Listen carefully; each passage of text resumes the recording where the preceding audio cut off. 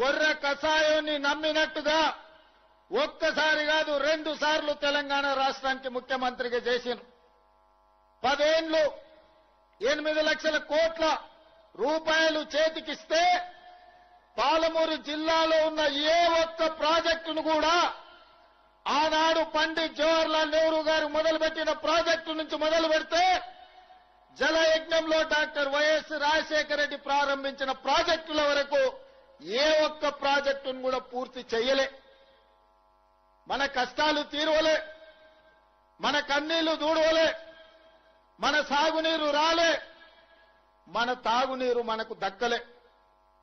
మిత్రులారా, ఇవాళ నేను అడుగుతున్నా, ఇవాళ కొంతమంది మాట్లాడుతుండ్రు దొంగలకు సత్తులు మోసేటోళ్లు, తిన్నింటి వాసాలు లెక్క పెట్టేటోళ్లు, అన్నం పెట్టినోంటే సున్నం పెట్టేటోడు నిన్న మన మహబూబ్నగర్ జిల్లాలో మాట్లాడుతుండు పాదయాత్రలు చేస్తామని.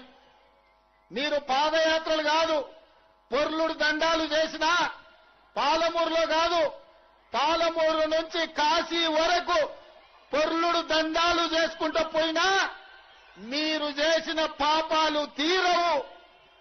మీరు చేసిన అన్యాయాన్ని ఈ జిల్లా ప్రజలు మరవరు. నేను ఇవాళ ఈ వేదిక మీద నుంచి చంద్రశేఖరరావు గారిని సూటిగా నేను అడుగుతున్నా, ఆనాడు ప్రారంభించిన జూరాల మేమే పూర్తి చేసినాం. ఆనాడు మొదలైన భీమా కావచ్చు, నెట్టంపాడు కావచ్చు, కోయిల్ సాగర్ కావచ్చు, కల్వకుర్తి ఎత్తిపోతల పథకం కావచ్చు, పాలమూరు రంగారెడ్డి ఎత్తిపోతల పథకం కావచ్చు, ఆనాడే మంజూరైన మక్తల్ నారాయణపేట కొరంగల్ ఎత్తిపోతల పథకం కావచ్చు, అది చిన్నది కావచ్చు, పెద్దది కావచ్చు, ఏ ప్రాజెక్ట్ అయినా నువ్వు పూర్తి చేసినవా? ఎన్నడైనా మా రైతుల దగ్గరకు వచ్చి కూర్చొని మాట్లాడినవా?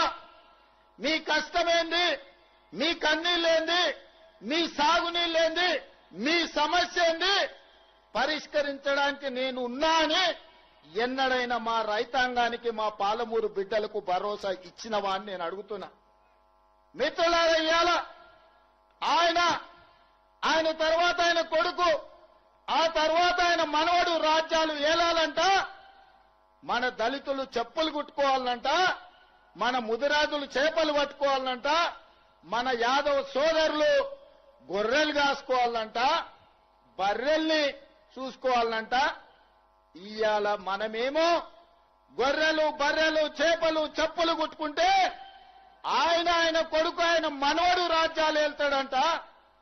ఒక పాలమూరు జిల్లా మారుమూల ప్రాంతం నుంచి, నల్లమల్ల అడవుల నుంచి ఒక రైతు బిడ్డ 20 సంవత్సరాల క్రితం సరిగ్గా జూలై 4 తారీఖు నాడు ఇదే మిడ్జిల్ మండలానికి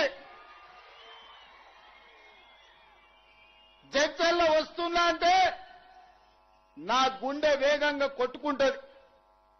20 సంవత్సరాల క్రితం ఇక్కడనే నా మీద ఓడిపోయిన నా మిత్రుడు రబ్బానీ ఉన్నాడు. ఆనాడు రబ్బానీ మిడ్జిల్ నుంచి గెలిస్తే జిల్లా పరిషత్ చైర్మన్ చేస్తాను డాక్టర్ వైఎస్ రాజశేఖర రెడ్డి చెప్పిండు. కానీ మిడ్జిల్ మిత్రులు ఒక యువకుడు వ్యవసాయ కుటుంబం నుంచి వచ్చిండు, మా జిల్లాకి ఏమైనా చేస్తాడేమో అని ఆనాడు కప్పు శాసన గుర్తు మీద ఓటేసి జూలై 4, 2006 నాడు ఒక చిన్న మొక్క నాటిండ్రు. ఆ చిన్న మొక్క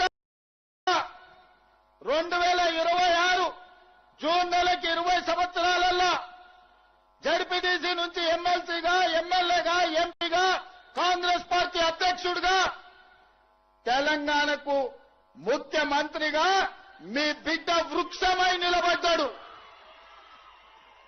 మీ బిడ్డ పాలమూరులో ఉన్న మర్రి చెట్టు ఎంతమందికి నీడనిస్తుందో ఈనాడు మీరు ఆశీర్వదించి, ఆనాడు మీరు అభిమానించి గుండెల్లో పెట్టుకొని భుజాల మీద మోసిన జడ్పీటీసీ ఈనాడు తెలంగాణ రాష్ట్రానికి ముఖ్యమంత్రి అయి మీ ముందర నిలబడ్డాడు.